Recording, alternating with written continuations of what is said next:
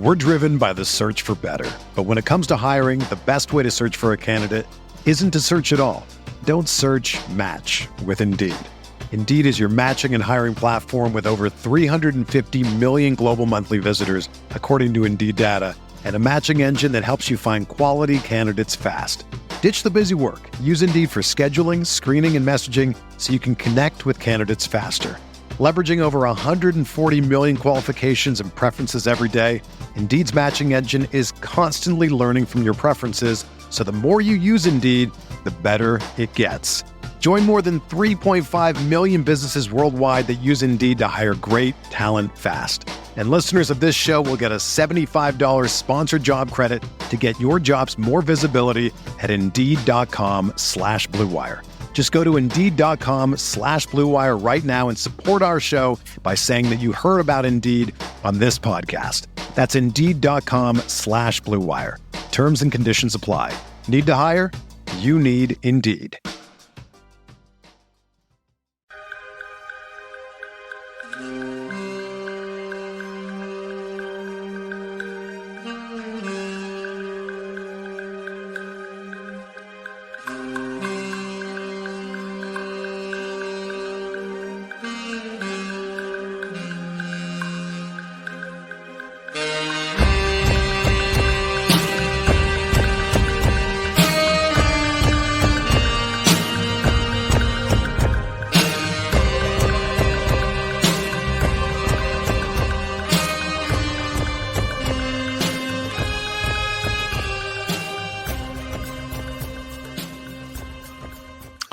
Hello, friends. Welcome to Pod Maverick After Dark Offseason Edition. I am Kirk Henderson, joined as always by Josh Bowe. We are editors over at MavsMoneyball.com as well. Josh, it has been 2 weeks since we talked because life happened and there's nothing to talk about.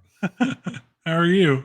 Okay. Yeah, last week my wife had to go out of town the same week our baby's daycare was closed for the week. And so I was just kind of by myself. And so we could have podcasted, but I realized I'd been just sort of single parenting for a day with a 9-month-old, and I was like brain warped. And I was like, I don't think we should do this because I'm going to be really grumpy. And so, yeah, we're here. You know, it's been several seasons since we've really had a lengthy doldrum period. I mean, I would almost go back to kind of the COVID break, you know, from like March to that August where we were just sort of making up stuff to talk about. That's sort of where we are now. I mean, it's funny. My editor will never see this, meaning my boss at SB Nation, but like we have like monthly goals we're supposed to hit at Mav Moneyball, and I'll just be candid. We're supposed to do 120 articles a month as a team. There's 20 of us, so it's not as hard as you'd think it would be. During the off season, we're supposed to do half that. We did like 14 articles the month of July. We just didn't do anything. That sounds about right. And like once I realized we weren't going to hit it, I was like, okay, I don't care. I'm not going to ask anybody to do anything. Like we were churning out, and like, you know, during the height of the season, it's really not as hard as you think to get to 120 because there's stuff happening every day. And like the real trick, like Dalton Trigg and the Dallas basketball guys are the masters of this, of turning like chicken salad into chicken shit. And like you can go over to their site right now and they have like 3 or 4 things up that are just, I mean this actually out of respect, but it's inane. Like they're you know, it's the time of year where you turn in like our man Panda Hank has video of some a free like pickup run where you turn like you have analysis on a pickup run. And that's sort of where we are, because like I have a problem of when I start talking and saying too much, I say things I shouldn't say. So it's like we're just sort of at the point in the offseason where I don't want to get us in any trouble. You know what I mean? Yeah, especially because there's nothing to direct you away. We've got free floating thoughts. We could say kind of have to fill time. Well, yeah. I mean, I've had this article like beating around in my head, and like I think there are very few people who both frequent Mavs Moneyball and listen to the podcast. Like I'm sure there's some crossover, but people tend to get their news sort of one way. And like one of the things I've had sort of rattling around in my brain is kind of a diatribe about how I am just so pleased with everything that the Mavericks have done. I don't have anything else to say. Yeah, like, well, they've done they just made the finals. They knocked it out of the park with their draft pick. Their free agency was I think everyone would universally agree it was a rousing success. Like, I don't think they made a move, and I'm talking like consensus wise. I don't think they made a move this offseason that like had meant much detractors. No, I I can't mean, even say that word. we were out. I think you and I are out on Dinwiddie just because of other options. Right, but it doesn't matter. But it doesn't matter. And then the arguments for Spencer Dinwiddie are actually quite good. I just happen to disagree with them. Like, they're strong arguments. Like, if you look at the replies to both in our comments on the video itself, and then the video that also gets posted as like an audio only podcast forums, like the YouTube podcast app. Lots of people are like, I really like Dinwiddie because of this, and they're all good reasons. So it's like, if the firmest thing I have to say about the offseason is I disagree with their quote 15th signing, like, who cares? Like, they'll talk about a win of an offseason. You know what I mean? Yeah, like everyone's pretty excited about Clay. I mean, I definitely had some people in my mentions that were not fans of the Clay move, but that's like the fringe portion of the fan base. And even like there was like one guy in my mentions who I like interacting with. We talked back and forth, and he was like, I don't want Clay, don't want Clay, don't want Clay. He's overrated, all this stuff. And then the deal happened, and like the money came out that he's like getting paid $3 million more per season than Josh Green. And he came back and he's like, okay, I didn't want Clay, but like this isn't bad. I was like, yeah, like there's even for the haters, there's just not a lot to talk about. Like, everyone likes Najee Marshall. That was a great move. Everyone loved the Tim Hardaway Jr. for Quentin Grimes trade. Like, I actually do want to circle back. So I wrote like a 4 bullet point rundown, and I want to get to this a little bit later.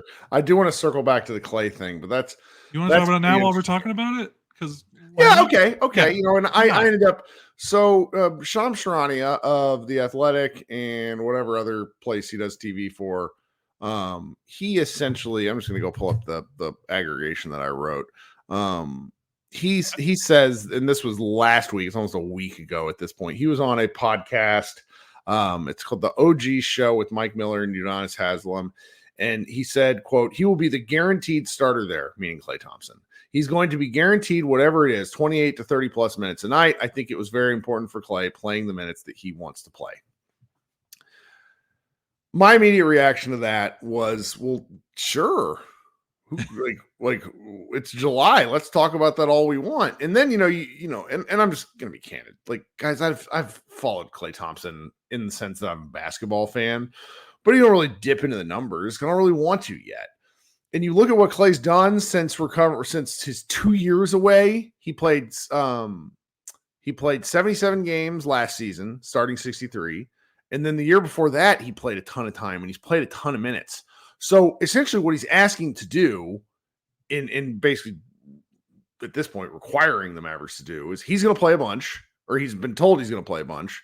And that's in par with what he was doing with Golden State. I mean, he wasn't in his sort of, I think some of you could look at like specific points in the season or specific games and he was getting pulled in ways that he didn't like. But at that point, in looking back, I think it's easier to say with hindsight, he had sort of made up his decision to get the hell out. You know what I mean? Yeah, like this isn't surprising because he wasn't leaving Golden State to then do what he didn't want to do in Golden State. Mm-hmm. Like, that's part of why they fell out. The relationship kind of fell out was because he did not like how he was kind of yanked around the rotation, came off the bench, come off the bench, getting the questions after every single game of like, do you want to come off the bench, and having Kerr ask questions. And he was tired of that. So like, he was not going to leave Golden State and then be a bench player. Like, that was part of the reason he feels like he is still a high level starter. And I think everyone kind of knew that pursuing, like, anyone that had ideas that he would come off the bench like that, those were just fantasies. Like, there was no way he was going to come off the bench. And if he has to at some point in the year, I think we owe the benefit of the doubt to the Mavericks coaching staff, which includes, obviously Hall of Famer and Jason Kidd, and a number of other players and well-respected coaches. And Klay Thompson had been with Kerr pretty much his whole career outside of early on in there with Mark Jackson fresh voices can sometimes convince you something that's that you're not able to.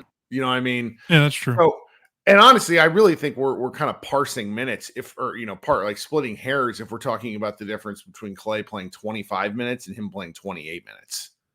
Like I really do. It cannot matter that much. And if it does, then we're talking about things like that because the Mavericks aren't winning. Right. Winning cures all. And then also, even when the Mavericks, had that bad season, boy, can't say last season anymore. 2 seasons ago, as bad as the team was, like they never, like the one thing you could say about Kidd, even if you are the biggest Jason Kidd hater in the entire world, the one thing you can't say about him is, he loses locker. Like he did not lose the Mavericks locker room at any point, despite that awful 38 win season where they had to tank at the end for the final 2 games. Like the locker room was still relatively in peace. Like there wasn't a bunch of chemistry issues. There's just the team was bad. The team was bad. Yeah. Like you didn't hear a lot of stories come out like, oh, this is bad. Like, the locker room was bad and these guys don't get along. It was actually like Luka, Kyrie get along. Like everyone's pretty good. It's just everyone else isn't good. Like the team just isn't good after all those years of mismanagement just kind of came back to bite them. So there's one thing to trust Kidd with is managing this part of the game, managing egos, managing minutes, managing roles. Like he seems to have a pretty good handle on that because players respect him. Like say what you will, but these top tier players, like even Giannis, like after the fallout with him in Milwaukee, like Giannis still goes to bat for Kidd. Like he still talks. It matters a lot more than I want it to. It does. It matters a lot. Yes, and I have to eat crow on that because I want to sit here and say logic will prevail, which is the dumbest fucking thing I've ever thought as a sports fan, because when the hell is something like logic going to make sense in an athletic situation where so much is fueled by passion, things like that? I can't believe I ever, it's like, well, of course these guys are, no, that's just not how any of this stuff works. And I'm stupid for ever thinking of it. No, it's okay. I used to do that a lot too. And honestly, like there might be a situation in December where maybe Grimes or Najee Marshall finishes a game, like plays the final 2 minutes instead of Clay. And that'll definitely be like an inflection point. Like, how does the team handle this? Is everything cool? But like I said, that's the one thing you got to give Kidd credit for being able to handle those types of situations. So I'm sure they'll be all right. Well, we got a couple more bullet points to get through. So I'm not sure if have you watched any Olympics, anything? No. So my wife got some Team USA highlights. My wife got Peacock a while back, and this is a little bit of a digression into what we're going to be seeing. Like, I think Peacock is going to become the dominant sports platform, just based off of what I know from friends who are in the industry. Not many sports friends, but I talk to a lot of people who are in tech. Business friends. And Peacock is an incredible app. The sports and Olympic stuff has been nothing short of anything I could have ever wanted from works really well. It works really well. And so what I've done, and so like last week I was like with the baby by myself, and he's been waking up like ass early because it's in France. I'm up at 5 o'clock in the morning. I'm able to turn on live Olympic coverage and see what all's playing, and so they have this awesome gold zone thing, which is like, all 4 boxes through. And then they have just like the, you never really know who's talking. Like some of the people who are behind the mic and then the studio shows, it's kind of like odd. Like there was this guy, like one of the guys doing basketball. I can't even remember. It was like a Big Ten guy from like 2015 that I remember him playing in college and having like a cup of coffee in the NBA. It was like really odd stuff, but it's neither here nor there. And anyway, I cannot recommend it enough. There's still a few more days to go. It's like, as far as like it's elite background television. I just incredible stuff. Really fun to watch people do stuff I've never seen before, because it's not like I'm watching dressage very often. Right. And yet when it's on in the background and like the announcers are gung-ho, it's like, oh yeah, this is great. Every time somebody throws a javelin, I expect someone to die on the other end of the javelin throw. I don't know why. Like Anchorman Trident, like that's right. That must be why I think that. That's really funny. But anyway, the basketball of it all. So we're into the quarterfinal stage, and we have 2 Dallas Mavericks that are still playing. The quarterfinal games start tomorrow. It's basically the top 8, and Greece plays Germany. And the Maverick adjacent element of this is like Germany is probably right. They're right up there with Canada in terms of NBA like talent, and then.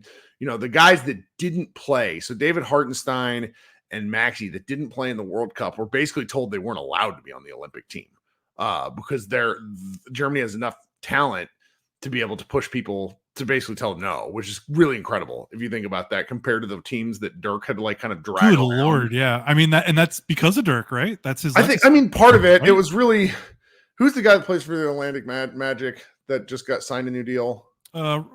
Wagner. Yeah. So he there was this scene where he was like getting to meet Dwayne Wade and like talking about how Dwayne Wade was like one of his favorite players that really fucking hurt me as a Mavericks fan and like a Germany adjacent fan. But you can't pick other people's heroes. But it's just really and that element of it is really cool. So they play Germany. Germany plays Greece tomorrow at the ripe time of 4 a.m.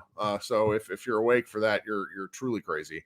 Then one of the two Mavericks adjacent games, the 7:30 a.m. game Central Time here, Serbia versus Australia. So a lot of you who are listening, that's the games are probably already done. Australia, we have our man Dante Exum, who has been pretty good, man. Yep. He's their best player off the bench, playing about almost 20 minutes a game. There's obviously FIBA ball is very different from Team USA ball, but I one of the guys I follow a lot, I think it was Coops, said he just kind of a random take he had the other night was I think that Hardy is going to pass Exum this year which would be really something because Exum just works with these Mavericks. I'm hopeful that Kid gives him a chance to get his swagger back because there were elements in the lineups and things that Exum brought that I thought were really important. And throughout the playoffs, I thought he did not get enough of a chance. But I'm looking forward to it. But that Sarah in the chat says Serbia versus Australia is going to be really exciting. I absolutely agree. It's like a styles make fights. We can briefly make fun of Josh Green here, where Josh Green has been a truly horrendous basketball player in the Olympics, which we'll end it to say that we're really glad we don't have to talk about that. Yes, thank God. Our national nightmare is over. Then the second game, and this one's going to be, or then the third game, and this is probably going to be the most fascinating one, is France versus Canada. Canada is the second best team. Germany, I think, gives them a run for their money. Canada has a lot of really good perimeter players, obviously. Our man up in Denver, everybody's name is slipping my mind just because I'm tired. Adam? Well, it's really something to watch. Who's the second best player on the Nuggets? I'm sorry, my brain is Murray. Murray has been god awful in these Olympics. I mean, if you go click on his statistics, he's only playing 19 minutes a game and shooting horribly. Whereas then you have our crazy guy down in Houston. Why is every team Dylan Brooks? Dylan Brooks is shooting 60% from three. That's okay. They're running into the problem, and this is where it's going to be a real style make fights game. Is Dwight Powell plays significant minutes? He's the starting center, and Dwight Powell he's playing well. Dwight Powell has to guard Victor Wembanyama. And Rudy Gobert. Isn't Gobert on the team? Gobert is too, but Gobert. Do they not play together? They do, but let's just say the French coaches are not afraid to shelve him because and I've watched them play a number of times. Their defense is astounding for obvious reasons. Their front Gobert line, and Wemby, Gobert, and Batum. Imagine trying to make an entry pass on those three or a cross court pass. It's just there's limbs. But they're often their guards are kind of shit. Hardy Woodaway says, "Is Kirk having a stroke? Geez, get some sleep." He's doing good. I think you're doing great. I mean, it's, all things considered, you're doing. This is a 10 of 10 comment from Mr. Woodaway. I maybe do look like hell. That is something. That was, what are you gonna do? But the France, the France stuff is really it's just something. Yeah, Eric Kennedy says, Yabusele. Is the French have a lot of just bigs, but their guards are atrocious. I mean, they've not produced an NBA level guard in quite some time, and it's gonna start to eat up at them. The coach apparently has made comments about Wemby ball stopping, he's shooting in the 40s from three, which is incredible, obviously, because it's the shorter 3-point line, but he's not scoring inside a lot. And he basically took over. There was this game against Japan where it really that's where FIBA reffing just shined through. and it was just so funny watching Wemby take over against Japan in overtime. Like, he's gonna be one of the best 5 basketball players within the next 2 years. Like, he is ridiculous. He I mean, I'm might not make saying a case anything for out it of next year. yeah, yeah. I mean, I'm not honest, saying I'll be anything honest. out of the ordinary here. It's Yeah. just it's something to, it's one thing to hear about, but it's another thing to just sort of watch. So that's going to be an absolutely incredible game. Powell versus Wemby and Gobert is really. How many times? Like, we need, like, there's the wonderfully funny Twitter account. Like, did Dwight Powell get hit in the face? I don't remember if that, like, but that's the gist of it. It's a yes, no Twitter account. And it's like, there's going to be like many clips of Powell getting hit in the face. I know. He's been a winning player for them in the Olympics. It's really funny. Like, I watched him 19, 20 minutes doing his 3 for 3 from the floor. He scores 8 to 9 points. Usually I watched him get a steal, like, right around the free throw line and go coast to coast for a layup. Dwight Powell in 2024. It's really weird because I wouldn't think FIBA would be conducive for him because it's pretty physical. And usually when it gets physical, it's a little tougher for him because everyone else on Canada, the wings and guards are super physical. They don't really have a lot of physical big men. And that's what's so interesting. Like, obviously want to mention Team USA playing Brazil, circle back to that in a second. But that's what's so interesting when you watch these teams.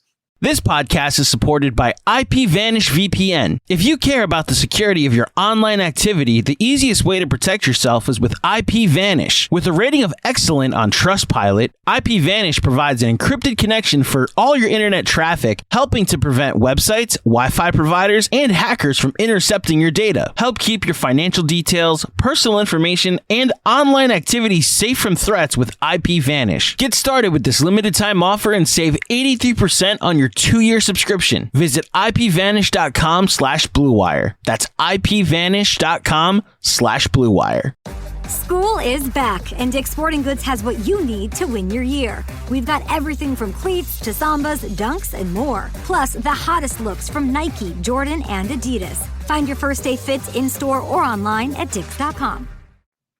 And we have Meta Robinson, who is overseas and has very much more informed opinions about European basketball than we do.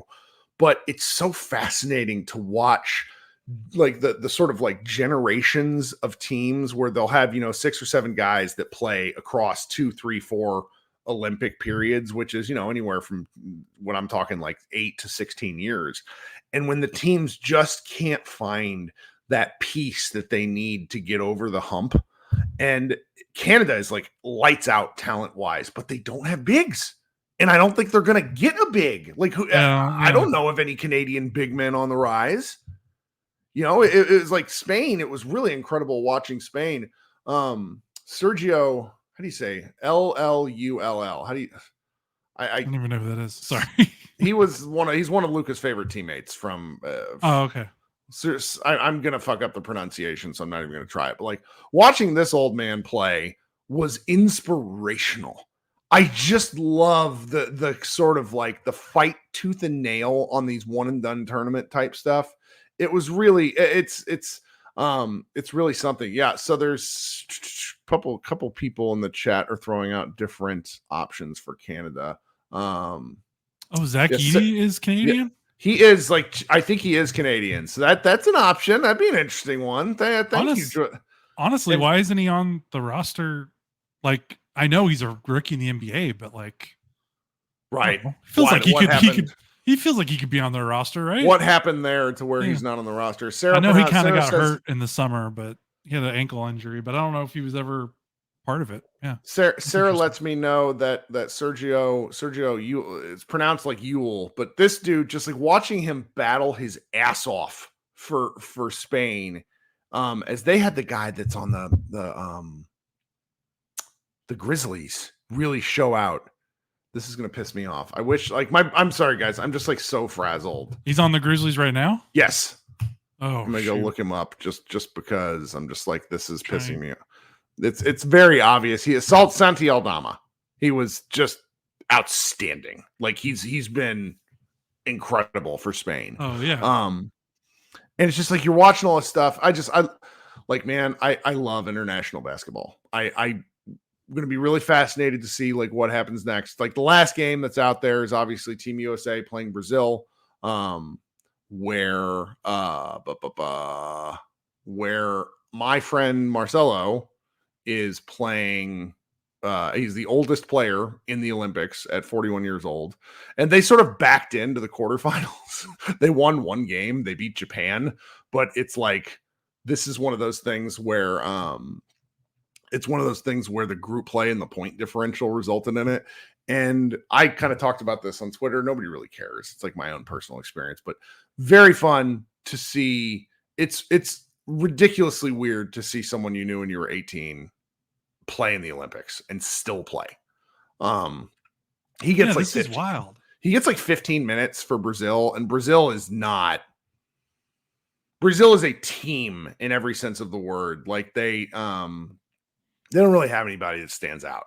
They're kind of past their kind of glory age with Leandro Barbosa and everything, but that's all. Like his career is pretty remarkable. Like there's not many guys his age in the Olympics. Like he's playing till he's 43. He signed 2 more years to play. He's signed for 2 more years to play for one of the Spanish ACB teams. And it's like, God, what in the world? And I follow him on Instagram. I occasionally exchange messages with him. I was like, hey, you need to show up for the finals, man. Cause he's like, he played for the Lakers for a year. When they play tomorrow, if you happen to watch, and I think he might start just because it's large, like this is his last international thing, so it's going to be very fun for me. Does he still have any ties to the area, or? I think he showed up a couple of times. I mean, but he's got 3 young kids that are all kind of between my children's ages, like 3 to 5. So I doubt he ever wants to travel anywhere again. If I were him, even if I was rich, I still wouldn't want to travel with small children.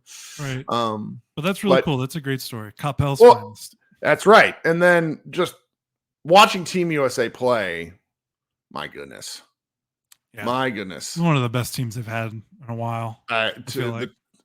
They were really talented, and every time they play, they're talented, but there's lineups that you see where it's like, oh my God. And because they really don't use their best lineups all that much. Like Joel Embiid is playing for political reasons. That guy's Garbo, and I'm tired of watching him. But when they throw out like sort of a small, like just Davis and Bam and LeBron and Durant. You go AD, Steph, LeBron, and then you play, I don't know, Drew Holiday and Bam or Drew Holiday and AD, and like, oh my God. Like Durant just goes out there. Durant takes a lot of shit because he's weird and annoying and seems to kind of have some personal issues that make everybody crazy. But he is probably the best international basketball player we have ever had. Like, I think he'll probably play. There was a question in the chat earlier about who might play later. And I wouldn't be shocked if Durant is still playing when he's 40, which he might not be because, his injuries are catching up with him. But I wouldn't be shocked if he goes back and plays and gets like his 5th and gets a 5th medal. Like, he's nuts. Yeah. And I know this is killing you seeing LeBron. No, see, it's not. I'm teasing you. I actually like giving it's nice to have a reason to root for LeBron. You know what I mean? Yeah, and you get a twofer because he's driving Bill Simmons nuts with the Jason Tatum stuff. So it's win-win. Which, I mean, that just so funny. I made a joke about it, but it's just like just looking ahead, and Dalton Trigg wrote on this before we could do it, and I didn't want to steal the idea, but like Derek Lively is gonna be on this team one day. That's actually my takeaway from all this. He will be on he's going to be on the 2028. He and Chet should be the centers for the 2028 team because Anthony Davis is going to be old. You can make an argument for Bam Adebayo as well because Bam's pretty. Yeah, Bam almost works. Bam's not old. Yeah, he's not old. Oh, Bam! Like that's what's been kind of incredible to watch because if you do get a chance to watch this tomorrow, they throw out Bam and AD, and that's not fair. It's over. It's over when those two play. And it's 2 guys who on NBA teams you watch them and like I'm just not a big Bam fan, but I also think that could be because of role. And so what is happening? Right. I don't know. I really love it. But yeah, they'll definitely be on it. I mean, that 2028 team is going to be really cool too. Cause I mean, Cooper Flagg should probably be on it by then also. So it's going to be hard. A lot of talent, man. The next 2 NBA drafts are supposed to be pretty stocked and loaded. So by the time we get to 2028, that's going to be very interesting. You know what's going to be interesting is like, because the way players are aging now, like in Durant, and hell, who knows what LeBron will still be doing, but like Steph and Durant and some of these guys that are like in their 30s, they might still be 2028, they might still want to be part of the team. I don't know, like, because it's in Los Angeles. Yeah, so it's going to be interesting to see, because there's that's what a huge youth movement going through that I wonder how the old guard will handle it by 2028. Well, this is very ridiculous, silly stuff, but like they set up the 3-on-3 stuff to basically make it so that NBA players couldn't play. That was sort of the rules around it, to where NBA players couldn't qualify.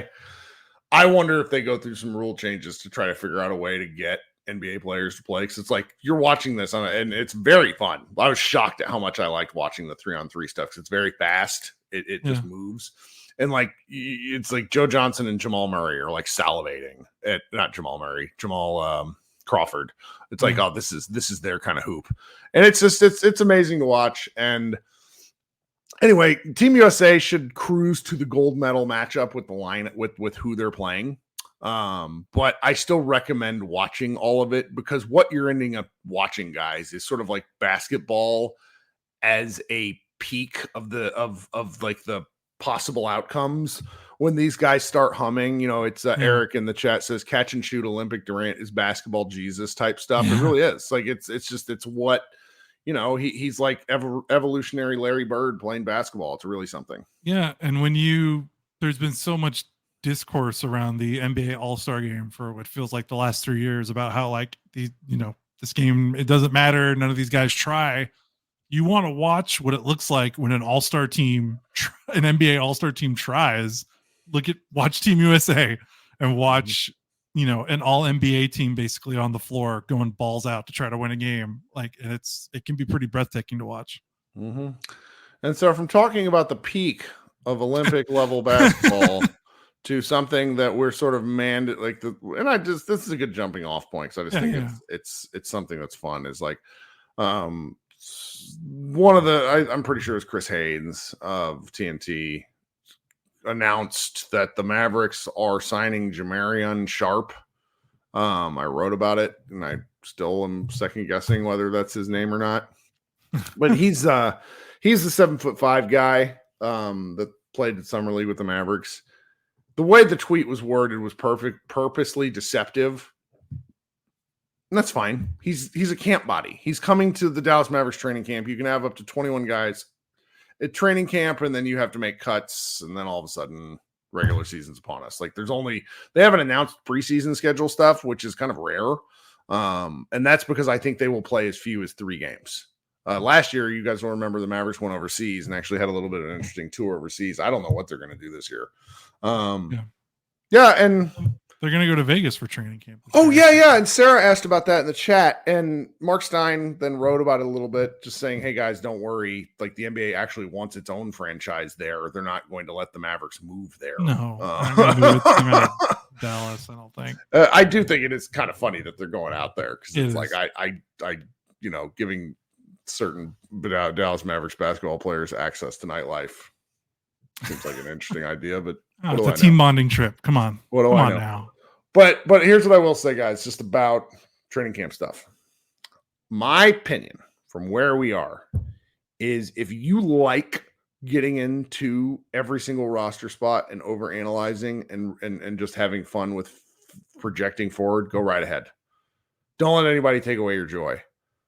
I will tell you, though, where the Mavericks are in the team building cycle, meaning that they are a literal contender, camp invites are just not inside my brain. Yep. Don't take away your joy, but also don't be annoying. don't let it dominate your thoughts, because the last time Frank Ntilikina making the roster from a camp invite is the last time that something like this happened for the Mavericks, and that seemed almost preordained, quite candidly. Like, I didn't understand it at the time, because I thought Frankie Smoke sucked, but the Mavericks hold back into the roster wasn't great then. Jamarion Sharp will probably get picked up by the Legends, where he'll have a chance to develop. If you know anything about him, which I did some research kind of looking into him, he was a guy that wasn't interested in basketball until it was until he kind of was like, Had I have to have a future. Like he went to junior college for a couple of years, got his grades right. And then he kept growing. Like he was 7 foot as a senior and grew 5 inches between his senior year of high school and graduating, leaving Mississippi State at age 23. Like that's nuts. Like his mom was like 6'4" and his dad was 6'9". Like good gravy, So, yeah, so it's I'm sure there's other camp bodies. Nick Angstadt of Locked On Mavs had sort of a posting of who all the roster spots are. The one thing that I hadn't remembered was that they had changed somebody's 2-way contract.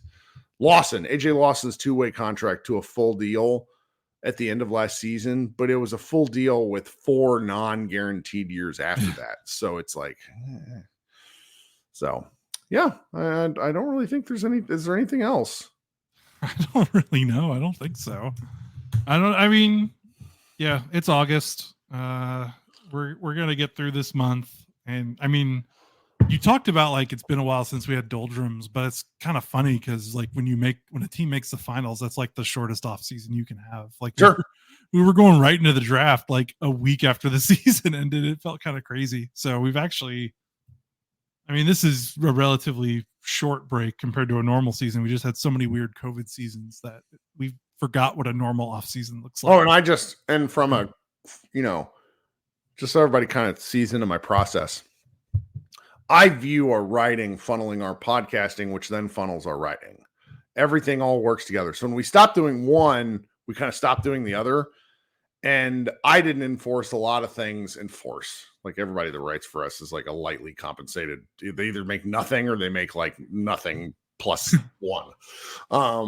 I sort of ask where it's like, all right, this is our blueprint. This is what we're going to try to execute. And I just was like, nope, I'm tired. We're not going to do this anymore. And so, it's sort of here.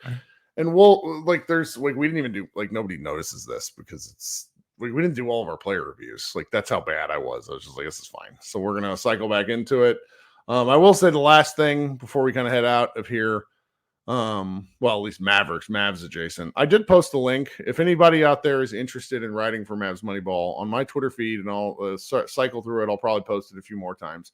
There's an application. We're looking to bring on 2 to 4 to 5 new people. You don't have to have any experience. You basically have, like many jobs out there, a lot of it is a willingness to show up. And that's what, Josh and I keep doing. Like it's hard to want. It's like the grind of an 82 game season can really make you reconsider if you like the sport or not. And that's sort of like, we're a little bit of the Dallas Mavericks pirate ship of people where it's, everybody, we have all kinds of different viewpoints and people that write and people that are super fans and people that are like, really like, I guess you would call me kind of the skeptic, but even now I'm kind of in a good place. So it's just, we're looking for all sorts of things. And then if you're interested in writing, you can find that link on my Twitter feed. I'll probably post it a few times. Might even write an article about it. But yeah, Cowboy says he might be interested. And you know what, man, Cowboy, like just fill out the link. Yeah, fill out the link. It's we have all sorts of different writing styles. Like my favorite, and you can just, Matthew, who was in a Mavs Moneyball commentary for a real long time, when he found out that he was a police officer and he writes articles kind of like a police officer. Like he writes things in like a very, report. It's like not a lot of typos because he's got to make sure that shit's right. That's right. And so it's like, it's very different from like our guy Jack, who wrote, I jokingly suggested he should compare M. Night Shyamalan movies to Mavericks, and he turned in 1,500 words on that, which was really funny. So we're always looking for stuff for people, for ideas. It's, what is it? Gatekeep Girl Boss. Join the Dallas Mavericks, Mavs Moneyball. I don't know. We're just out here having a good time. And do it now, because we don't like to sift through people in December. It's harder. Well, yeah, that's and I don't like looking, and it also like it shouldn't do this to me, but it shouldn't do this to me, but it like actually annoys me because it's like if you don't love the Mavericks during August, do you really love like that's sort of, like I sort of want the sicko mode people. Do you know what I mean? Yeah, I do. So that's the backbone of our post economy as the Right. single people. Right. No, and it really is. It's always great when you find out what people, it's we have one commenter, Joe Biden, you wouldn't believe what I do in real life. I promise people wouldn't believe what some of our guys do in real life too. It is really quite amazing. Ben Zadell is easily my favorite, where he is real life Ron Swanson.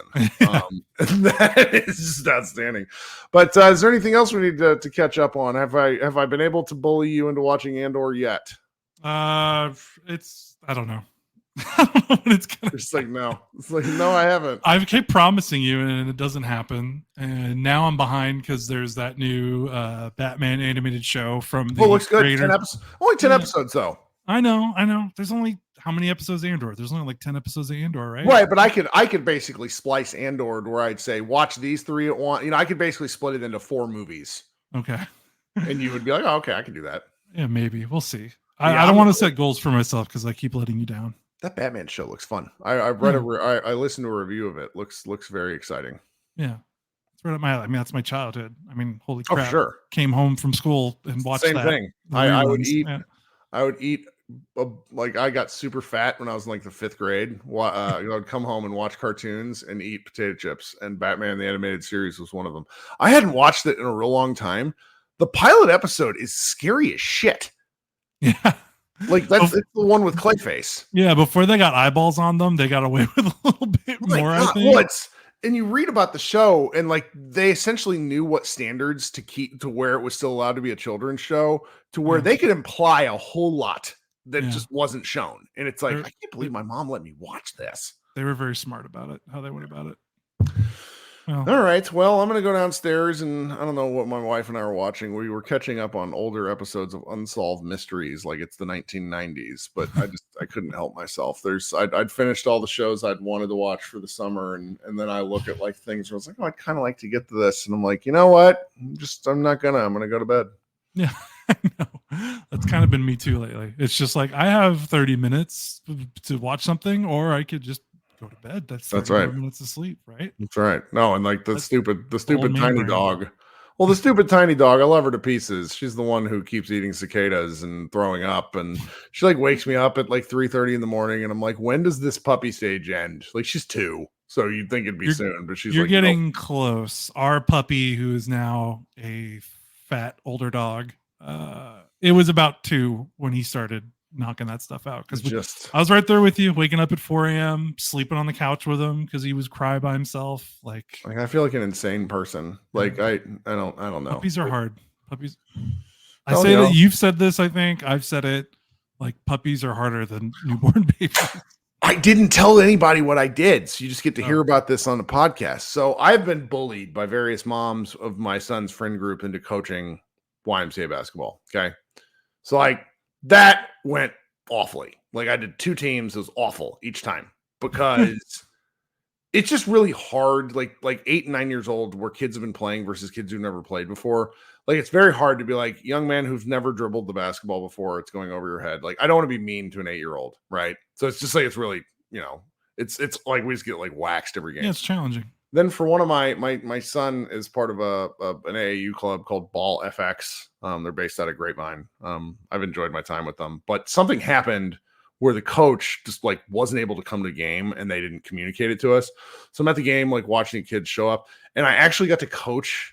I coached the AAU team because there's nobody else to do it. And like the shirt that I was wearing happened to match the uniforms. And like I had just come from coaching a YMCA game, and I got to actually coach a group of kids that had all played basketball before. Wait, how old were they? They're all 8. Age? Okay. Yeah, they're all 8, 9, 10. And it was fantastic. Like we lost 29-32 because I wasn't paying attention. And the kid on the other team who was like really good had 7 fouls, and I just didn't force the issue.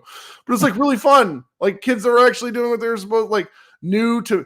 It's very frustrating and funny. And if your daughter ever plays, you'll get a kick out of this. Kids don't pass to open players, not because they don't like one another, because their brains won't accept the fact that that person is open for a reason. And then they wait too long, and then they turn it over. So it was really amazing coaching little kids that were like, oh, here, I'm going to pass to the person that's open right there. Wow. And then they get an open shot. I mean, they can't hit anything, but it was, it was really fun. You manage your timeouts well? Yes. Yeah. I had a chance to win. And my son is the youngest player on the team by far. He's 8. Everybody else was 9 or 10. And we're down by 3. And he gets an offensive rebound with like 7-8 seconds left. And he's just not strong enough to shoot a 3-pointer. He's not able to do it. And I'm going, Parker, pass it.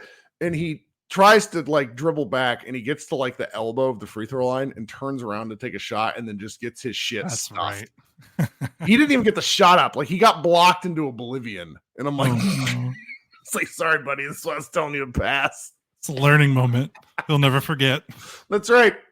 That's right. All right. Well, this has been Story Time with Kirk and Josh, and we'll be back maybe next week. You know, we're going to, Josh is maybe going to turn in a piece, which I think could be the basis for something that we talk about as we enter Remember Some Guys time of the year. Yes, that's for sure. So, I'll try to get Panda Hank did a really nice YouTube video on the highlights of the 2006 Mavs Spurs series. So I'm looking forward to that because my brain I don't remember it well enough other than like the sheer gut-wrenching tension. Yeah. You know what I mean? So yeah. So that'll be fun walk down memory lane. Because what else is there to do in August, right? That's right. Reminisce. That's right. Shout out to 7 Harry Lime for the quick tip. Really appreciate it. This has been Kirk and Josh. We'll be back next week. Everybody have a good August. Bye, guys.